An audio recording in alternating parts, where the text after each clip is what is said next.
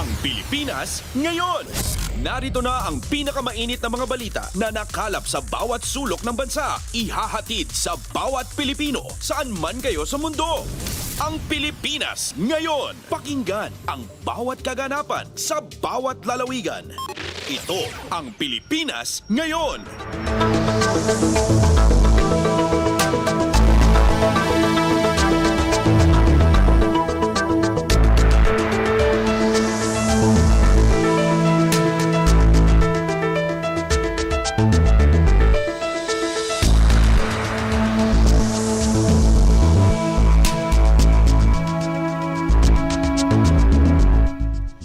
Magandang araw po sa ating mga tagapakinig. Welcome po muli sa ating programang Ang Pilipinas Ngayon.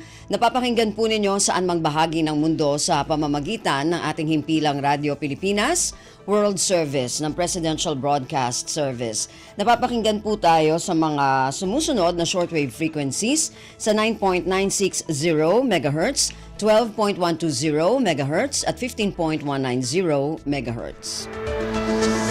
Ako po si Ven Blones, samahan po ninyo ako sa kabuuan na ating programa ngayong araw na ito. Kapapalooban pa rin po ng ilan sa mga mahalagang balita mula dito sa ating bansa. Kasama na ang mga segmentong business, sports, showbiz at ang mga ulat mula sa iba't ibang rehiyon at lalawigan dito sa Pilipinas para sa ating regional news.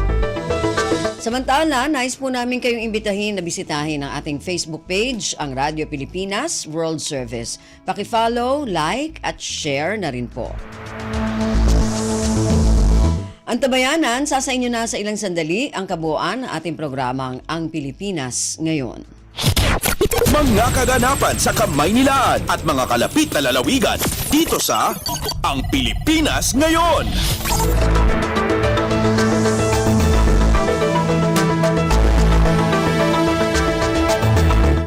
Sa ating mga balita, pinangunahan ni Pangulong Ferdinand Romualdez Marcos Jr.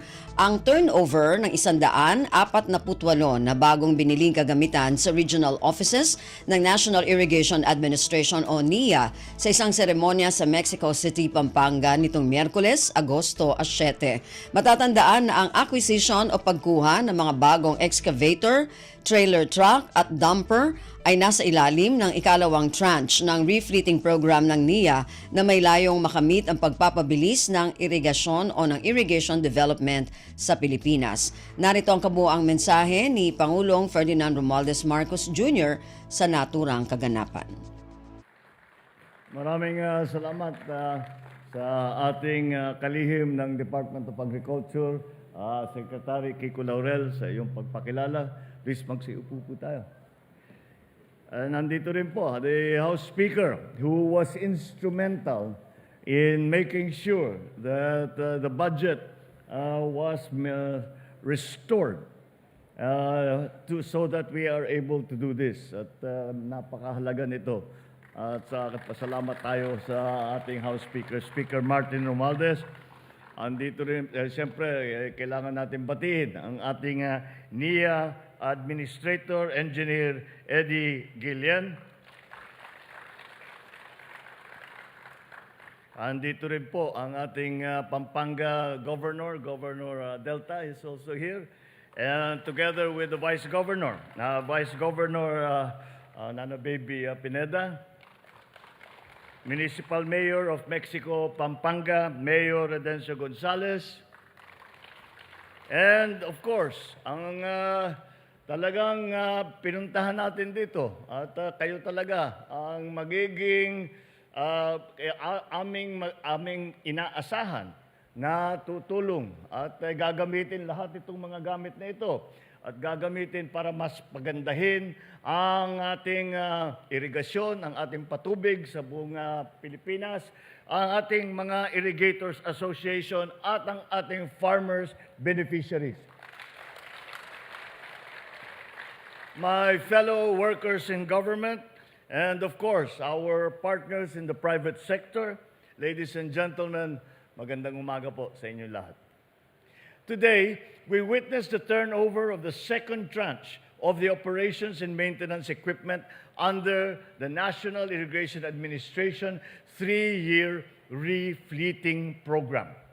Itong programang ito, this is a realization of our commitment to the efficient and effective functioning of our irrigation systems. This goes beyond the provisions of just the provisions of new machinery. It also empowers our NIA regional offices, the irrigators associations, our farmer beneficiaries to ensure the sustainability of our irrigation systems to avoid losses and to promote more efficient use of water resources that will in turn produce better and more crops. Last December 2023, we distributed 141 units of excavators amounting to an estimated 776 million pesos. That was the first tranche, turned over to the 17 NIA regional offices. Now, these equipments are now being used for the rehabilitation, preventive maintenance, and repair of irrigation facilities. Today, we distribute 148 units of heavy equipment such as excavators, dump trucks, tractors with trailers to the NIA regional offices around the country. By 2025, we will roll out the third tranche of equipment amounting to around 1 billion pesos.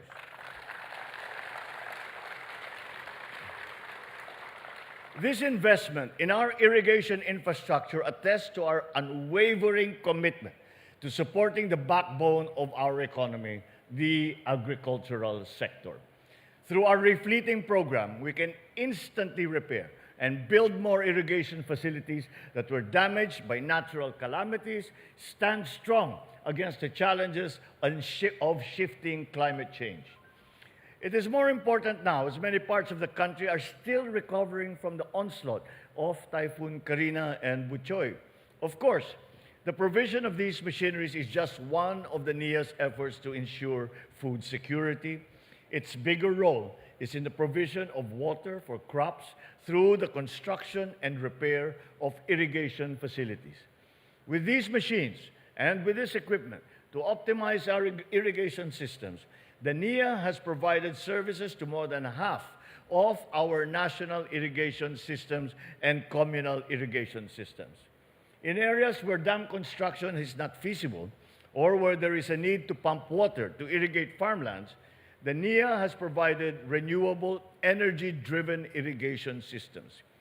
We will not stop to find solutions that work for our farmers. We remain steadfast in our efforts to employ sustainable technologies to meet our irrigation needs. Sa ating mga magsasaka, saksi tayo ngayon sa isang bagong yugto sa pagsulong ng irigasyon at agrikultura sa ilalim ng isang bagong Pilipinas. Ating pinapalawig ang mga makabagong pamamaraan sa pagsasaka at sa patubig. Pinapalakas ang ugnayan sa pagitan ng ating mga magsasaka at ng pamahalaan. At binibigyan natin ng suporta ang ating mga magsasaka upang makamit ninyo ang inyong mga pangarap at adhikain. Bilang kapalit, sana po ay patuloy po kayong magpupursige upang paunlarin ang inyong mga sakahan at nang sa gayon ay magbunga ng masaganang ani ang inyong mga pagsisikap. Tunay nga po na basta sama-sama, mapapatagumpay natin ang kahit anumang pagsubok. Sa ating pagkakaisa, lalo pa sa ating pagpapalakas ng sektor ng agrikultura para sa kinabukasan ng ating bansa. Nais ko rin na malaman ninyo ang kailanman, hindi po namin kayo pababayaan.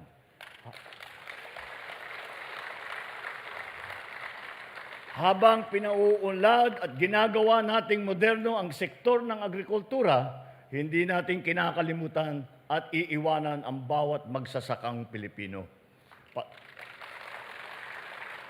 Patuloy po tayong naghahanap ng mga solusyon upang mapabuti ang gawaing pagsasaka at mapataas ang inyong ani at ang inyong kita. Kaya tayo po ay magtulungan upang makamit ang isang maunlad at masaganang bagong Pilipinas. Maraming salamat po. Mabuhay ang ating mga magsasaka. Mabuhay po kayong lahat. Mabuhay ang bagong Pilipinas. Si Pangulong Ferdinand Romualdez Marcos Jr. Pasada ng mga balita mula sa Pilipinas para sa mga Pilipino saan man sa mundo. Ang Pilipinas ngayon.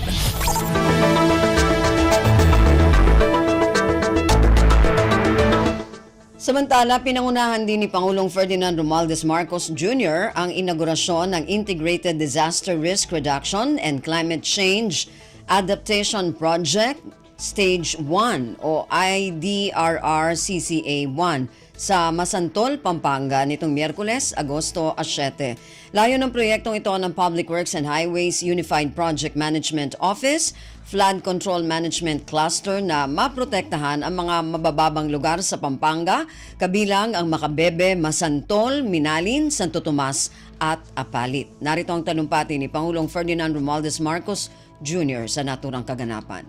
With us today is House Speaker, Speaker Martin Romualdez. Of course, His Excellency, the Ambassador of the Republic of Korea to the Philippines, His Excellency Lee Sang-hwa.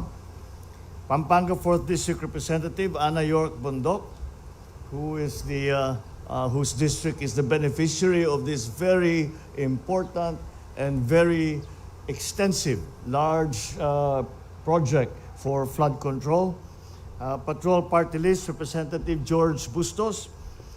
Pampanga Provincial Governor Dennis Padilla has also joined us. Masantol Municipal Mayor Jose Antonio Bustos, and all the other local chief executives and local officials present. My fellow workers in government, ladies and gentlemen, magandang umaga po sa inyong lahat.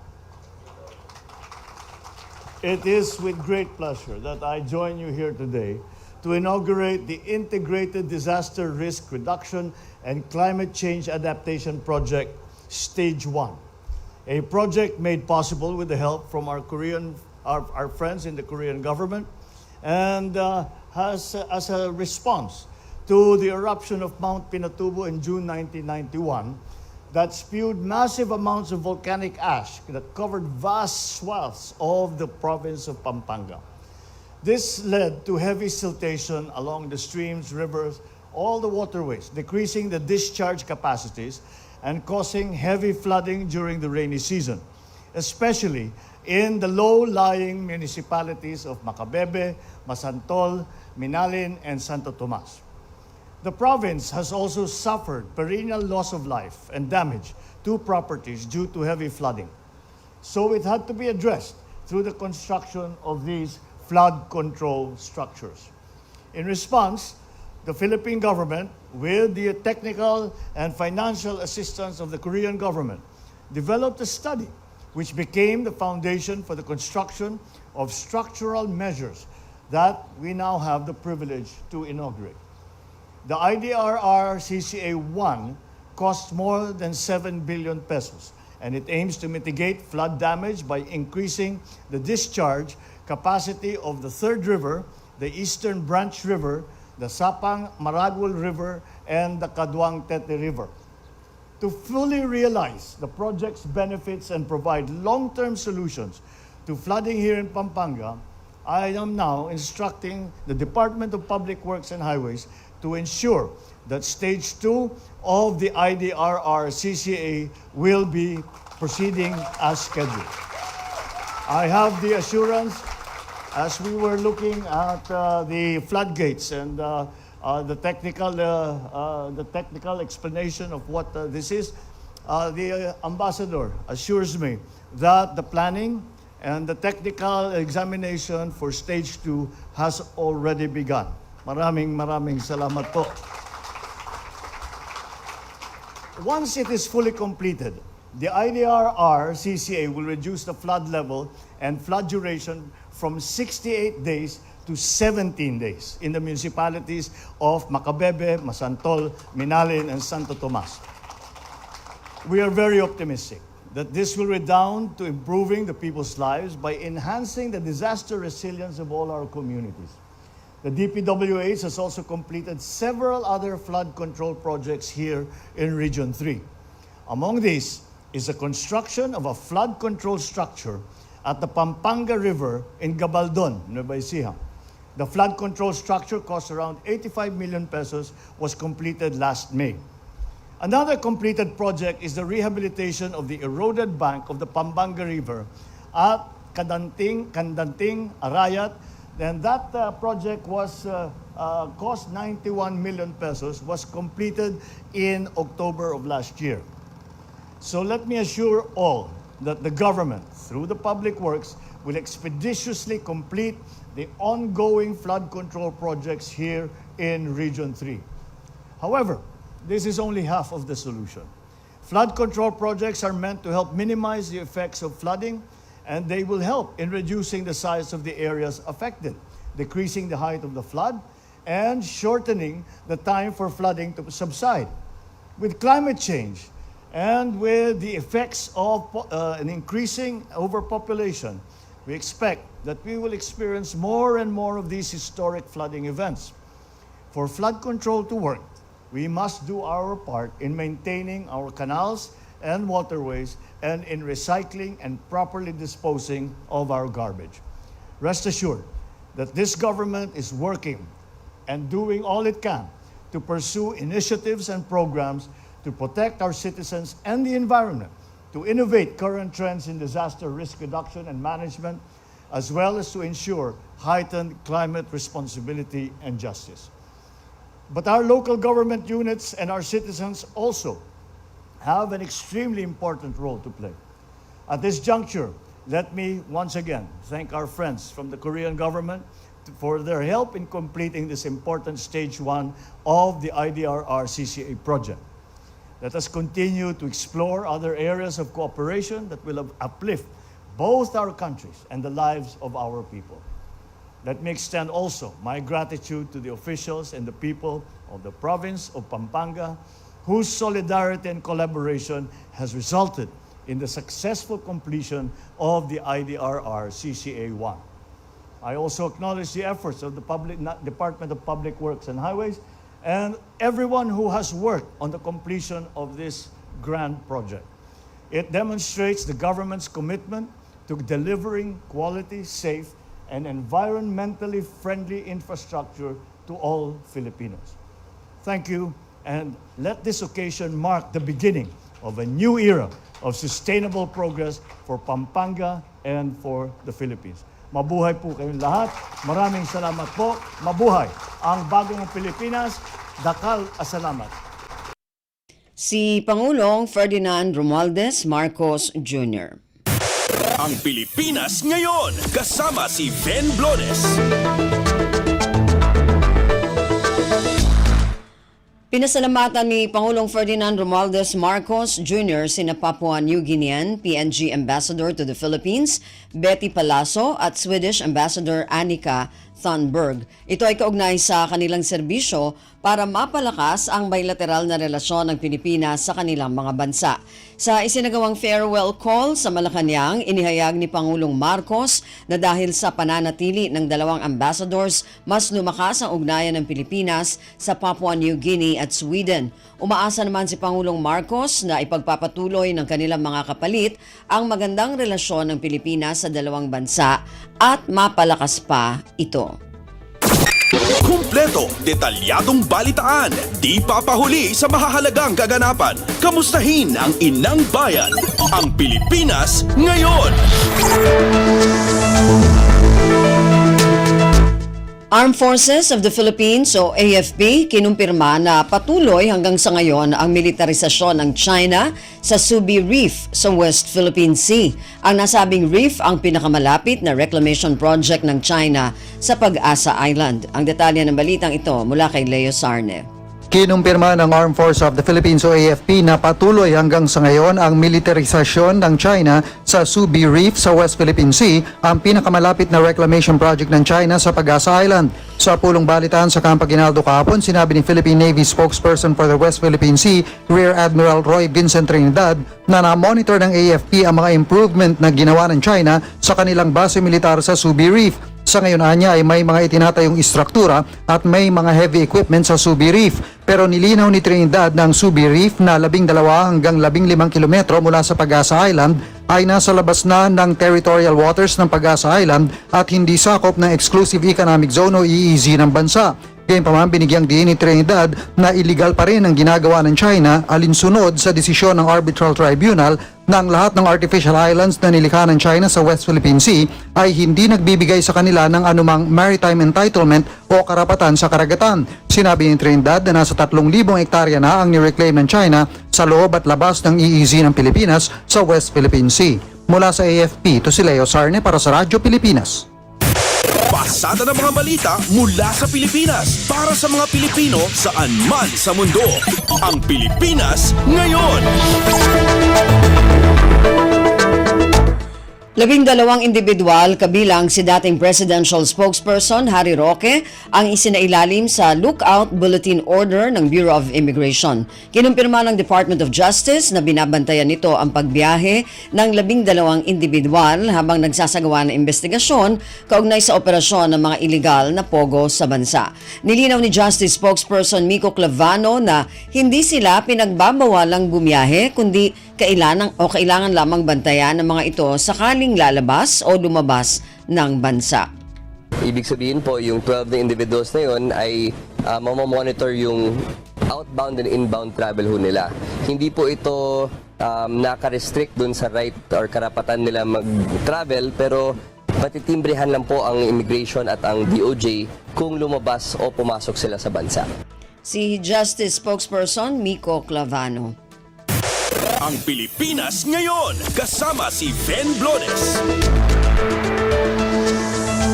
Naniniwala ang Scam Watch Philippines na ang mga isinagawang pag-raid ng autoridad sa mga illegal na pogo hubs ang dahilan ng pagbaba ng mga text scam at online scam. Sa panayam ng Radyo Pilipinas, sinabi ni Scam Watch Philippines co-founder Josel De Guzman na sa mga isinasagawang raid na illegal hubs ay naisama na ang lahat ng uri ng scams gamit ang text at online ay ginagawa ng mga ito. Malaking bagay anya ang naitulong ng pagsasara sa mga illegal pogo hubs sa paghinto ng scam sa bansa. Yung mga iniimbestigahan ng CICC, PNP at ng NBI, halos yung mga nare-raid nila buwan-buwan, halos mga call center type. Ito yung mga pogo type operation sa may Pasay. 3-story siya, 600 employees yung nahuli. At ganun din yung mga iba't ibang nahuli sa Las Piñas, sa Bantan, di ba, pati sa Iloilo. Samantala, sinabi ni De Guzman na kailangang magpatuloy pa rin ang kampanya kontra online at text scams. Paalala sa publiko, huwag kaagad maniniwala sa sino mang nag-aalok ng pagkakakitaan o mauutangan online. Marami pa rin anya ang mga gumagawa ng scams, lalo na sa social media. Siyempre, umaasa po may babalik yung pera nila. But most of the time po, kapag po, let's say, nakuha na po kayo ng pera, tatapatin na po namin kayo, hindi na po may babalik. Si Scamwatch Philippines co-founder Josel De Guzman. Kumpleto, detalyadong balitaan, di papahuli sa mahahalagang kaganapan. Kamustahin ang inang bayan, ang Pilipinas ngayon.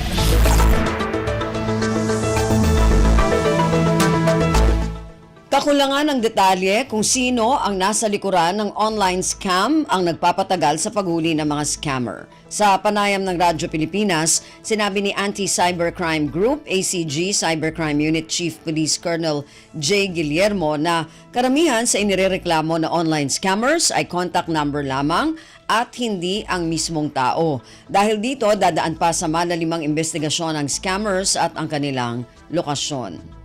Ang pagkakaalam kasi natin ng mga nabibiktima is oras na nagreklamo po sila. Ang lagi nilang sinasabi, mahuhuli ba natin? Mahuhuli natin yan, pero mahaba ang proseso. Bakit po? Kasi ang kausap nyo lang po dyan is a number. Hindi po yan tao. Ibig sabihin, hindi natin siya makikilala agad. At kung nasaan yan.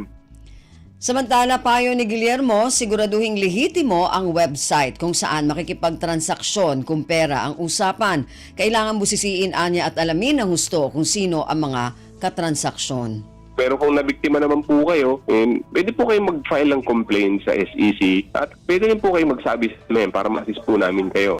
si Anti-Cybercrime Group, ACG Cybercrime Unit, Chief Police Colonel J. Guillermo. Pasada ng mga balita mula sa Pilipinas para sa mga Pilipino saan man sa mundo. Ang Pilipinas ngayon.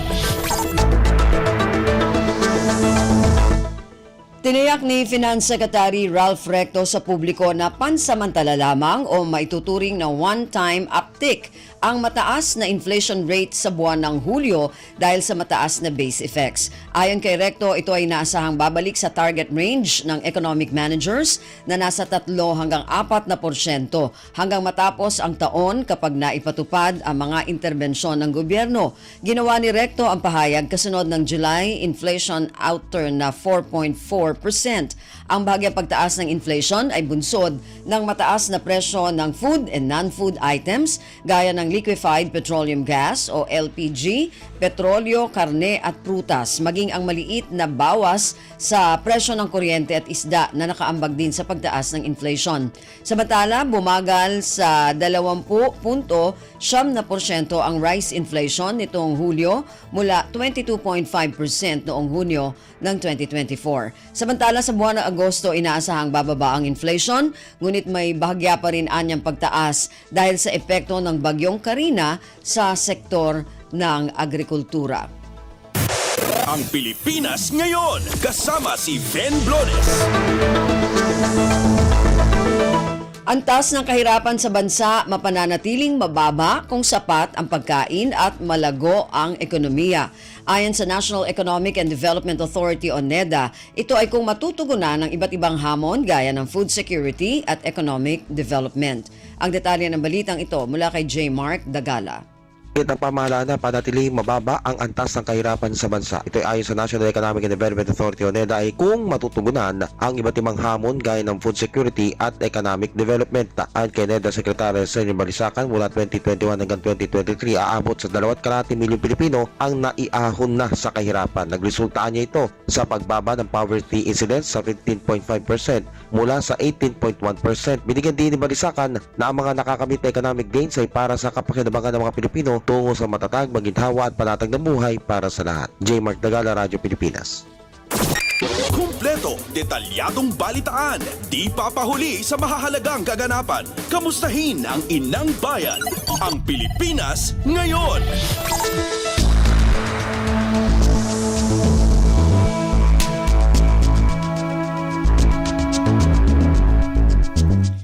Ligtas kainin ang mga isda sa baybayin na nasa bahagi ng Rehiyon 3 batay sa sensory evaluation ng Bureau of Fisheries and Aquatic Resources o BIFAR. Sa panayam ng Radyo Pilipinas, sinabi ni BIFAR Region 3 Director Wilfredo Cruz na sa kinuhang sample mula sa nasabing baybayin ay walang amoy at walang lasang langis ang mga lamang dagat mula sa mga ito. Kabilang sa pinagkunan ng samples ang Bataan, Pampanga at Bulacan. So far po lahat po ng ina-analyze namin ay pumapasa naman po sa sensory evaluation. Ang ibig sabihin, hindi po sila umaamoy ng langis at hindi rin naman naglalasa. Opo, kasama na rin po dyan yung tahong, of course yung ating mga isdang dagat dyan, yung bangos. Samantala, sinabi ni Cruz na sa bahaging Cavite ay nagpositibo sa langis ang huling nakuhang sample na lamang dagat. Nagsumite na rin ng BIFAR ng mga sample para sa laboratorio upang suriin kung naapektuhan ng polycyclic aromatic hydrocarbons ang mga lamang dagat na ito. Ito po sinabmit na po sa third-party laboratory, yung pong NFRDI at saka yung CRL. So I guess next week lalabas naman na yung kanilang results. Sa Region 3 po, nagsasubmit din tayo before this weekend. So I guess Friday, meron na tayong initial release para dun sa test natin sa polycyclic aromatic hydrocarbons. Si Bureau of Fisheries and Aquatic Resources o BIFAR Region 3 Director Wilfredo Cruz. Pasada ng mga balita mula sa Pilipinas para sa mga Pilipino saan man sa mundo. Ang Pilipinas ngayon.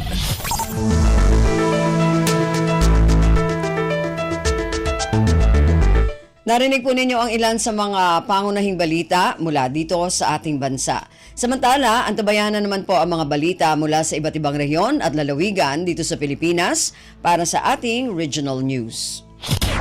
Balita mula sa lalawigan sa bawat rehiyon ng ating bayan. Dito sa Ang Pilipinas Ngayon.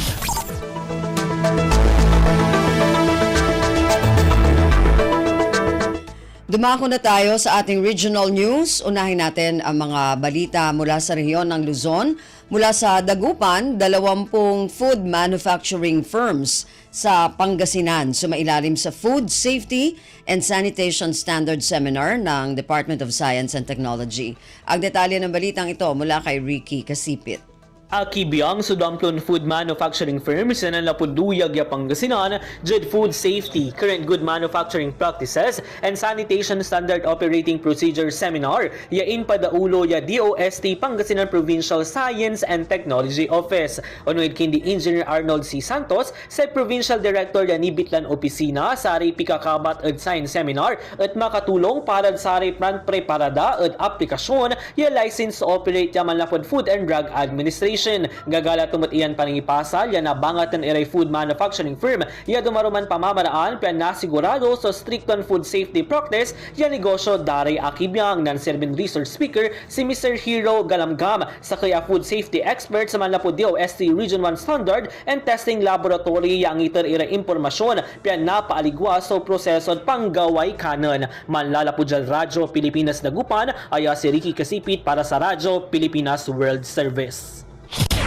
Balita mula sa lalawigan sa bawat rehiyon ng ating bayan. Dito sa Ang Pilipinas Ngayon.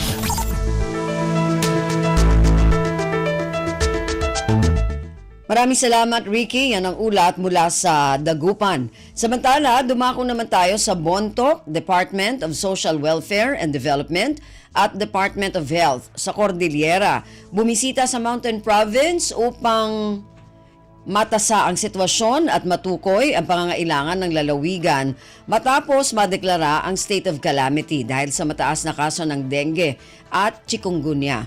Ang detalye ng balitang ito mula kay Donna Kawis Balyo. Nagbisita dito yung Mountain Province, the Department of Health Cordillera wenno DOH CAR nga indaulo ni Regional Director Ferdinand Benbenan ken DSWD Cordillera Regional Director Maria Aplatan tapno amuan ti sitwasyon ken kasapulan ti probinsya kalpasan ang nadeklara ti state of calamity gapu iti nangato a kaso ti dengue ken chikungunya. Idi July 29 ang naideklara ti state of calamity kalpasan atinmanon iti 1,265 ti kaso ti dengue anatayan ti talo individual iti taripno ti PDRRMC nadakamat nga ti deklarasyon ket mangpalubos iti provincial government amang usar iti emergency funds tapno maimanihar ken makontrola ti nasao nga outbreak. Maipapanditoy in pasigurado ni Benbenan at tumulong ti DOH iti panangitid serbisyo bayat ti agdama a sitwasyon. Kastamat nga in panamnama ni DSWD Director Aplatan amang tedda iti tulong iti pamilya tinatayan gapu iti dengue ken family food packs para iti pamilya dagiti pasyente. Narpos na Bontoc, Donna Kawisbalyo para sa Radyo Pilipinas World Service.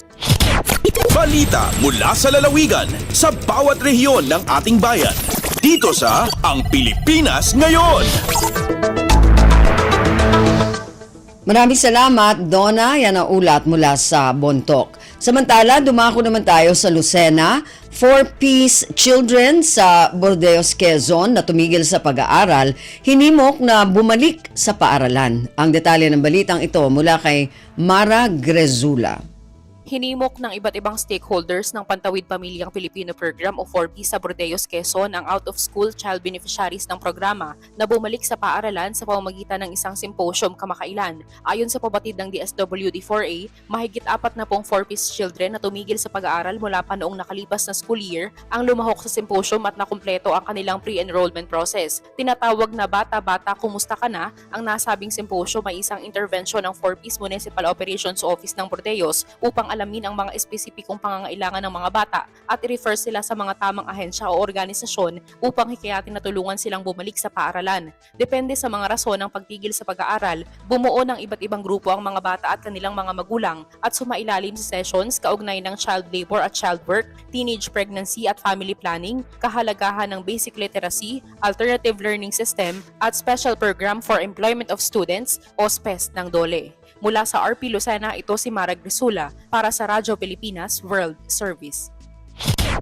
Balita mula sa lalawigan sa bawat rehiyon ng ating bayan.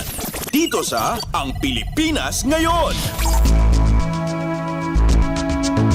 Maraming salamat, Mara. Yan ang ulat mula sa Lucena. Samantala, dumako naman tayo sa Palawan.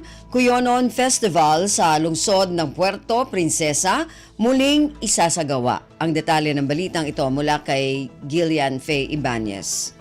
Seselebran umanda ding at 30 ang Agosto ang pista ang Cuyonon digi sa syudad ng Puerto Princesa. Sa pakiman ki Presidente ang gakadi ang Cuyonon Dato Regan Alili sa amustaran sa Puerto Princesa, bubotan sa Edward S. Hagedorn Coliseum ang kapistan. Makunta na andang grupo ay organisa dagon pang 1989 sa Palawan State University bilang isarang indigenous political organization ang tribong Cuyonon sa Palawan. Nasambit dai ang dumara ang Cuyonon nga si Andre Acosta nga ingko kumbida sa pista ang Cuyonon sa syudad ang Puerto Princesa maging sa luwa ang probinsya. Kabuotan ni Vice Mayor Nancy Socrates makunta na ang ordinansa animan dagon-dagondong ing sa celebra impisad datong 2018. Segun ki Alili, ang akalinyadang mga bubuotan ay ang parada sa mga ati, korontes sa kanta, vlogging, berso papinto-pinto, south nga pinundo ig korontes da sa south nga solteros. Magkatiner da sa solteros flash mob ig baraylan sa selebrasyon nga ing sa sarigan dang antenderan ing Mayor Lucilo Bayron ig Vice Mayor Nancy Socrates. Alindigi sa Puerto Princesa, Palawan, Gillian Ibanez, Radyo Pilipinas.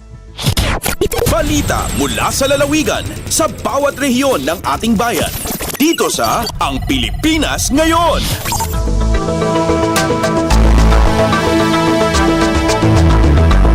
Maraming salamat, Jillian. Yan ang ulat mula sa Palawan at kabuuan na ulat mula sa rehiyon ng Luzon.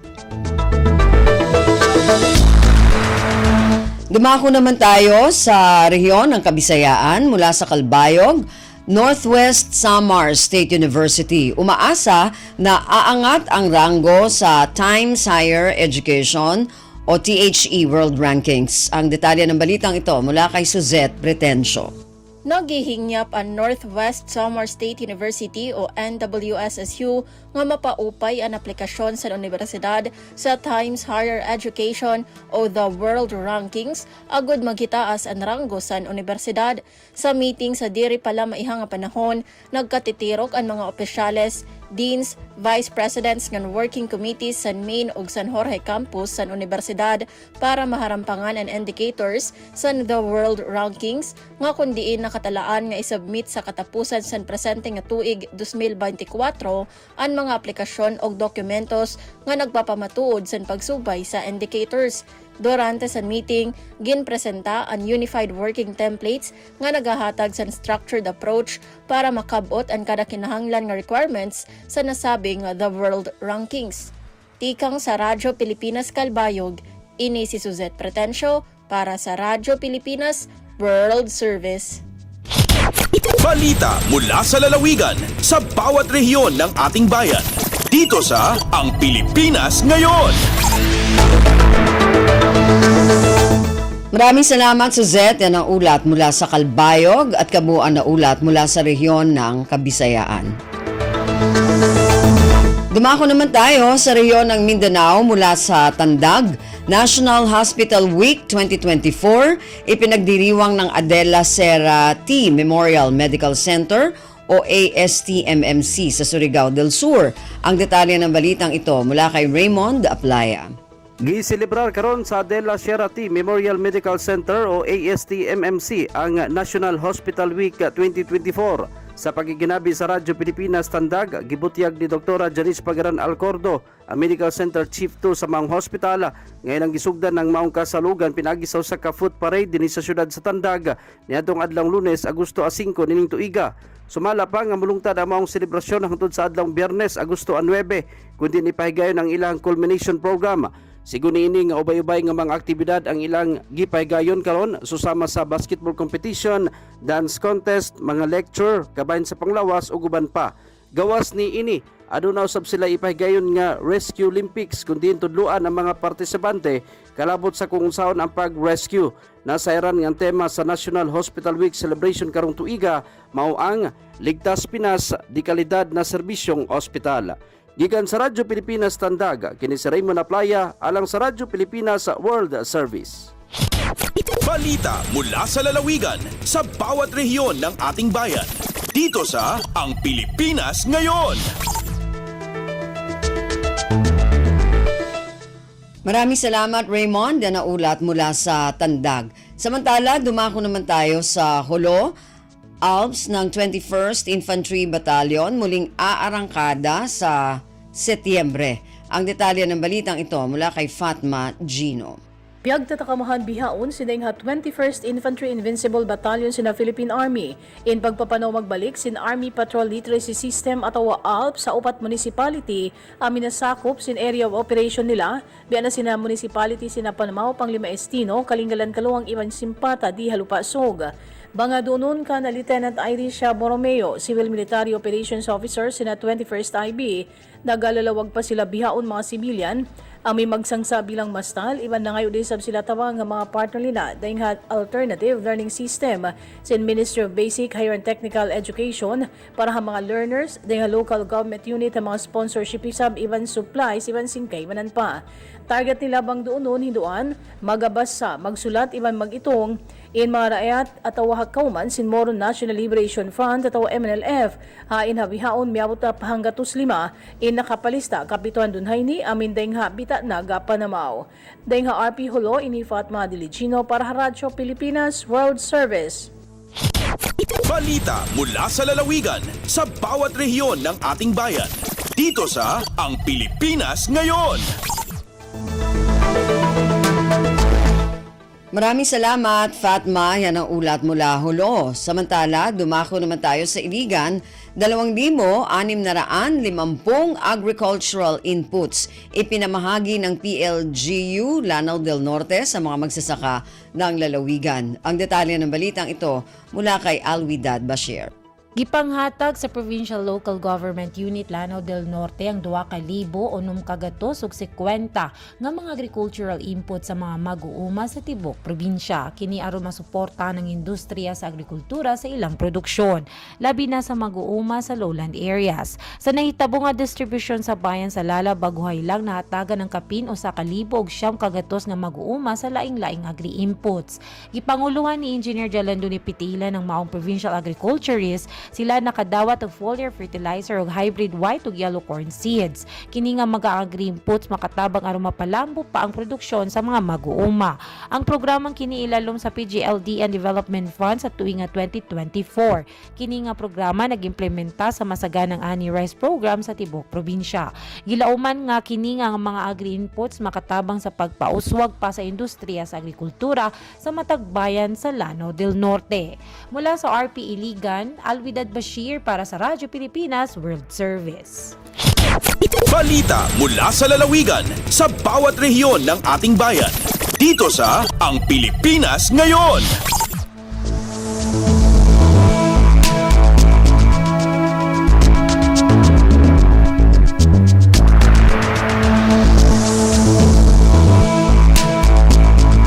Maraming salamat kay Alwidad mula dyan sa Iligan at yan naman po ang naging kabuuan na ulat mula sa rehiyon ng Mindanao.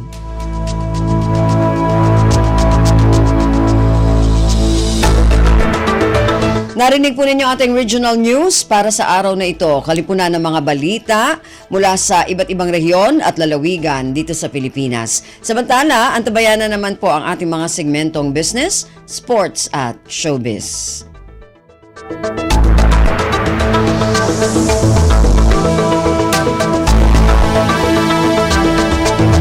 Dumako na tayo sa ating mga segmento. Unahin natin ang ating balitang negosyo. Narito si Erwin Peñano. Lagay ng ekonomiya, kalakalan, negosyo at iba pa. Atin ang alamin dito sa Ang Pilipinas Ngayon.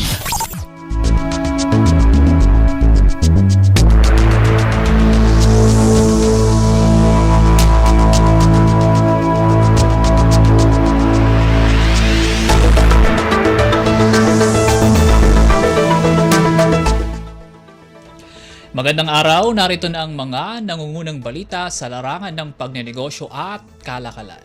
Naniniwala si Bangko Sentral ng Pilipinas o BSP Governor Eli Remolona na mababa pa ang tsansa na magpatupad ng bawas policy rates ang Monetary Board ngayong buwan. Sa isang panayam, sinabi ni Remolona na malabo ang cut rate sa susunod na meeting sa Agosto 15 dahil sa pagtaas ng headline inflation noong Hulyo. Anya ang nakuwang 4.4% headline inflation acceleration noong nakarang buwan ay bahagyang malala sa kanilang inaasahan. Sa kabila nito, hindi pa naman pinangangambahan ng BSP official ang nasabing figura dahil maliit lamang anya ang nailampas nito sa kanilang ceiling. Sa huling tala ng Philippine Statistics Authority, pumalo sa 4.4% ang kabuang inflation o presyo ng mga produkto at serbisyo noong Hulyo, 0.7% mas mataas kumpara sa 3.7% inflation noong Hunyo. Sa mga nagdaang meeting, ipinanatili ng Monetary Board ang 6.5% target reverse repurchase rate sa bansa at may mga espekulasyong mababawasan ito sa mga susunod na pulong ng board. Samantala, nang matanong naman kung on track pa rin ang BSP sa target na rate cut, sinabi ni Remolona na lagi silang bukas sa posibilidad ng off-cycle easing. Kung kailan ito may sasakatuparan, sinabi ni Remolona na nakabase ito sa hindi inaasahang paghina ng economic growth, liban pa sa projections at expectations ng patuloy na mababang inflation sa bansa. Lagay ng ekonomiya, kalakalan, negosyo at iba pa. Atin ang alamin dito sa Ang Pilipinas Ngayon.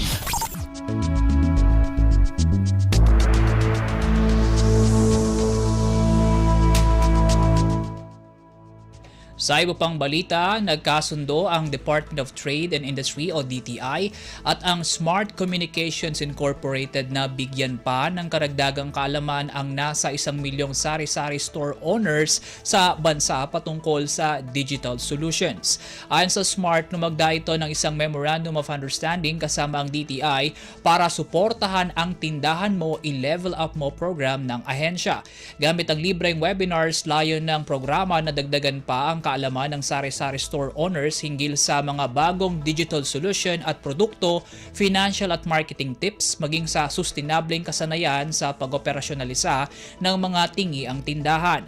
Sa tulong ng Smart, kapartner ang e-wallet platform na Maya, tuturuan ang mga sari-sari store owner kung paano pa mapalalawig ang kanilang kapital sa pamamagitan ng digital products at services, partikular ang Smart e-load. Sa isang pahayag, binalikan ni Smart Vice President Jack Bocalan ang pagiging kapartner ng sari-sari store sa paghahatid ng prepaid load products sa mga Smart subscriber sa nakalipas na humigit 2 dekada. Mula rito, nais-ani nilang suklian ang sari-sari store sa pamamagitan ng pagpapalawak pa ng kanilang mga oportunidad at pagpapaangat sa kanilang mga pamumuhay.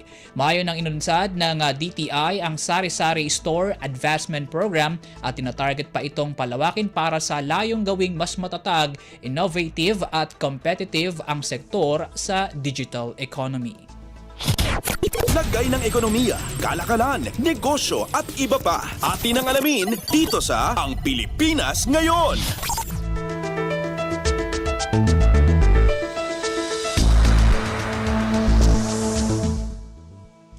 Magdadagdag ng ruta ang low-cost carrier na Cebu Pacific sa Oktubre. Ayon sa Gokongwei-led airline company, gamit ang Davao International Airport ay bubuksan na nito ang ruta mula sa nasabing paliparan patungong Don Mueang International Airport sa Bangkok, Thailand simula Oktubre 28. Lilipad ito ng 3 beses kada linggo. Bukod sa nasabing flight, magkakaroon na rin ng tig-3 flights kada linggo sa Katiklan at Puerto Princesa ang Cebu Pacific sa Oktubre 20, habang sa Oktubre 29 naman sisimulan ang biyaheng Davao-Tacloban na mayroon ding 3 weekly flights. Sa isang statement, inihayag ni Cebu Pacific President Sander Lao ang pananabik sa expansion ng operasyon ng kanilang Mindanao Hub at sa pag-accommodate ng dagdag na travelista sa Pilipinas. Upang makahikayat pa ng mga manlalakbay gamit ang Mindanao Hub, kasalukuyang may alok ang airline company na 1 peso base fare exclusive of fees at charges sa mga bagong ruta hanggang Agosto 15. Ang nasabing promo ay para sa mga travel na naka-schedule simula Oktubre 21 ng 2024 hanggang Marso 31 ng 2025. Lagay ng ekonomiya, kalakalan, negosyo at iba pa. Atin ang alamin dito sa Ang Pilipinas Ngayon.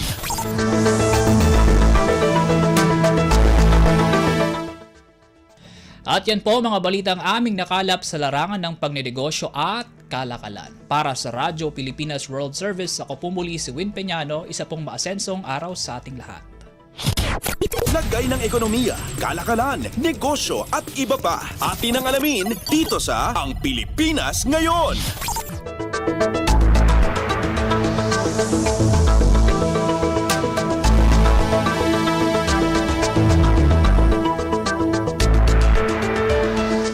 Maraming salamat, Erwin. Yan ang ating balitang negosyo.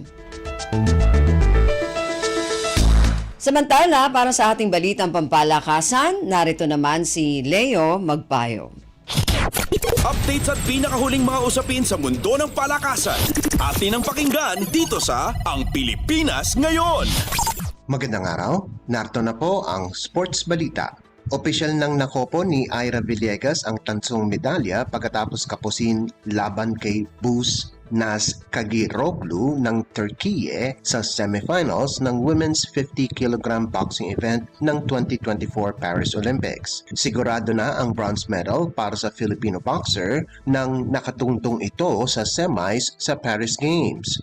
Ito ang ikatlong medalya ng Pilipinas sa nagpapatuloy na Olympic Games pagkaraang nakamit ni gymnast Carlos Yulo ang 2 gintong medalya sa men's gymnastics. Nanalo sa puntos si Kakiroglu via unanimous decision 30-27, 30-26, 30-27, 30-27 at 30-26. Maagang dinomina ng Turkish boxer ang laban sa pamamagitan ng mabibigat na suntok kung saang binigyan kaagad ng standing count si Villegas sa unang round. Si Nesty Petesio na lamang ang nalalabing boksingero para sa Pilipinas na sasabak sa semifinals laban kay Julia Seremeta ng Poland sa Women's 57 kg division. Katulad ni Villegas, sigurado na sa tansong medalya si Petesio, subalit gusto nitong malagpasan ang kanyang nakamit ng Tokyo Games kung saan naiuwi niya ang silver medal.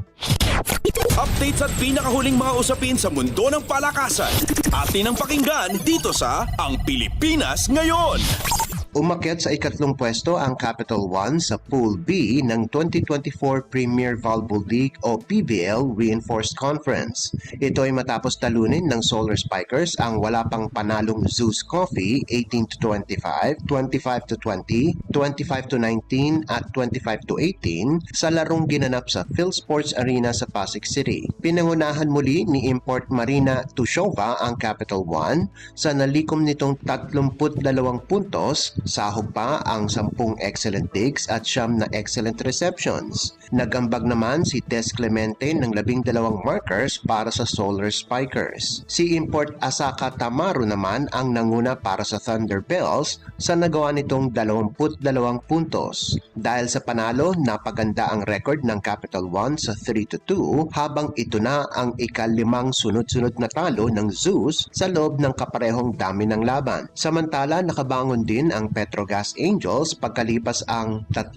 sunod-sunod na pagkatalo. Dinominan ng Gas Angels ang Choco Mucho 25-18, 25-21 at 25-18 para pagandahin ang kanilang record sa 2-3 sa Pool B ng PVL Reinforced Conference. 3 players ng Gas Angels ang nakakuha ng double digits sa pangunguna ni Import Wilma Salas na may 18 puntos, Brooke Van Sickle na may 17 puntos at Myla Pablo na nagtapos ng may 11 puntos. Si Dindin Santiago Manabat lamang ang naglista ng double digits sa panig ng Flying Titans na nagtapos ng may 13 puntos habang ang import na si Zoe Faki ay nakagawa lamang ng 3 puntos. Bagsak sa 1-4 ang kartada ng Flying Titans pagkatapos kunin ang ikalawang sunod-sunod na pagkatalo.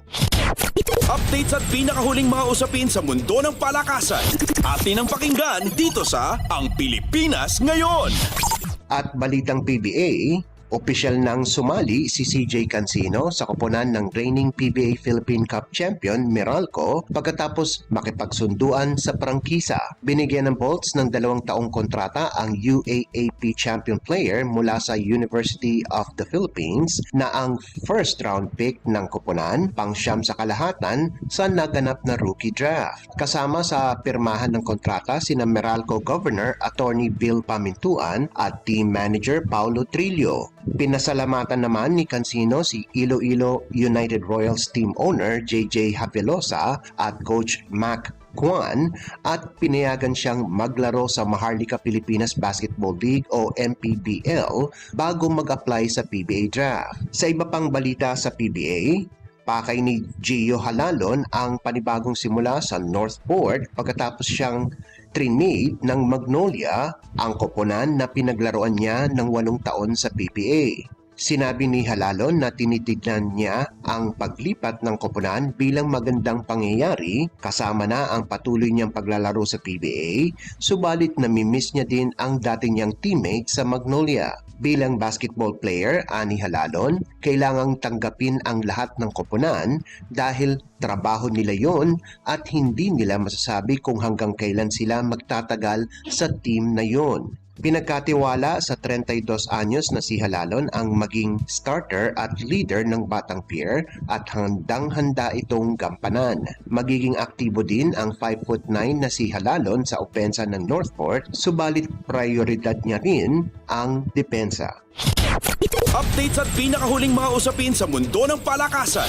Atin ang pakinggan dito sa Ang Pilipinas Ngayon. At yan ang pinakahuling balita sa larangan ng palakasan. Para sa Radyo Pilipinas World Service, ito po si Leo Magpayo. Magandang araw. Updates at pinakahuling mga usapin sa mundo ng palakasan. Atin ang pakinggan dito sa Ang Pilipinas Ngayon.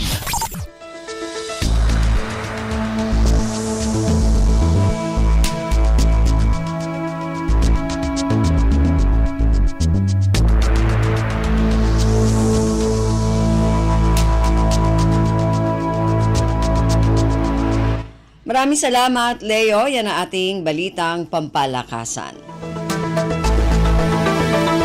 Samantala, para sa mga nag-aabang ng mga chismis mula sa mundo ng showbiz, para sa ating showbiz balita, narito naman si Stephanie Vicente. Ang latest, ang hottest sa showbiz and entertainment. Heto na sa Ang Pilipinas Ngayon.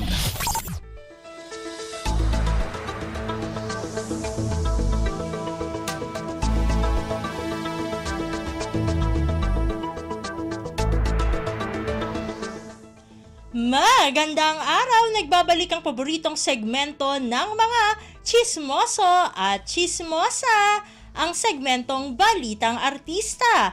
Narito muli ang inyong chika Dora Steph Vicente upang hatid ang mga pinakamainit na showbiz balita para sa araw na ito. Hindi ko na patatagalin pa ang ating introduction at simulan na natin ang ratsyada ng mga chika. Total, sinundan na rin naman natin ang ating segmentong Balitang Sports ay medyo nagbo-borderline na ito, no? Itong ating unang chika sa usaping sports dahil umaapela si Mrs. Angelica Yulo, ina ni 2024 Paris Olympics two-time gold medalist Carlos Yulo, na ipaubaya na sa kanila ang problemang pampamilya kasunod ng paglutang ng mga issue. Ang paghingi ng tawad ni Mrs. Yulo ay bunga ng kanyang nararamdaman bilang ina dahil mas binigyan daw ng publiko ang panloob na usapin sa kanilang pamilya kaysa ang tagumpay ng kanyang anak. Sa isang press conference kasama ang kanyang abogado na si Raymond Fortun, umaapela si Mrs. Yulo sa publiko na ipaubaya sa kanilang pamilya ang pagresolba sa mga naglabasang issue sa kanila. Anumang pinansyal, tulad ng mga reward o incentives na nakuha ng kanyang anak ay kanya nang ibibigay ito sa anak kung papaano pamamahalaan. Habang ang pagkakaroon nito ng kasintahan ay hindi niya hahadlangan pero hangad niya na makausap ang anak para talakayin ang usaping ito. Kasunod nito, itinanggi rin ni Mrs. Yulo na siya ang nagmamay-ari ng Twitter o X account na Angelica Yulo na umano'y naglalabas ng mga negatibong komento laban sa two-time gold medalist. Inihahanda na rin ni Attorney Fortune ang legal na hakbang laban sa fake account na Angelica Yulo para papanagutin sa mga maling impormasyon na kumakalat. Samantala, naghahanda na rin ang pamilya Yulo sa pagdating ng kanilang anak kung saan plano nilang ihanda ang adobo at sinigang na paborito nitong pagkain sakaling umuwi na ito sa kanilang tahanan. Sa huli, mananatiling bukas daw ang pintuan ng kanilang tahanan para sa pagdating ng anak at hangad nito ang mas matatag na pamilya sa kabila ng mga hamon na kanilang nararanasan ngayon.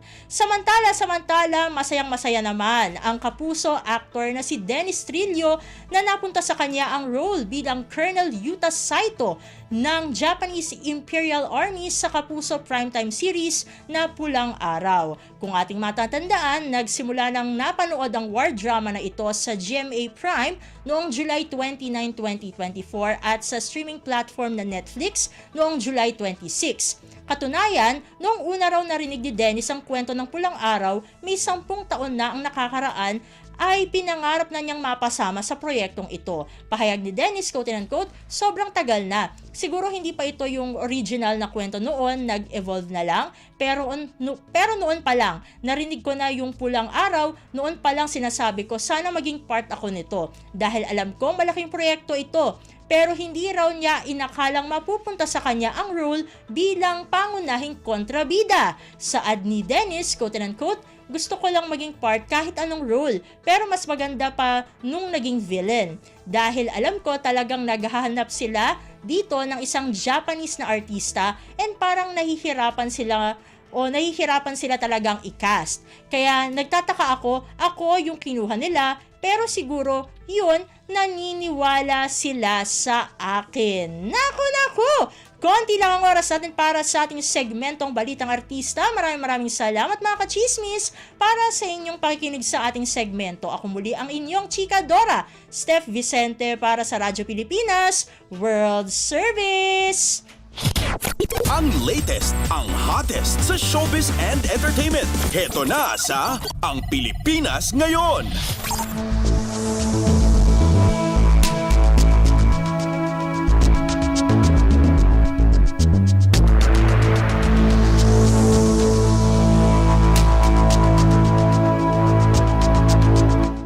Maraming salamat, Steph. Yan ang ating showbiz balita.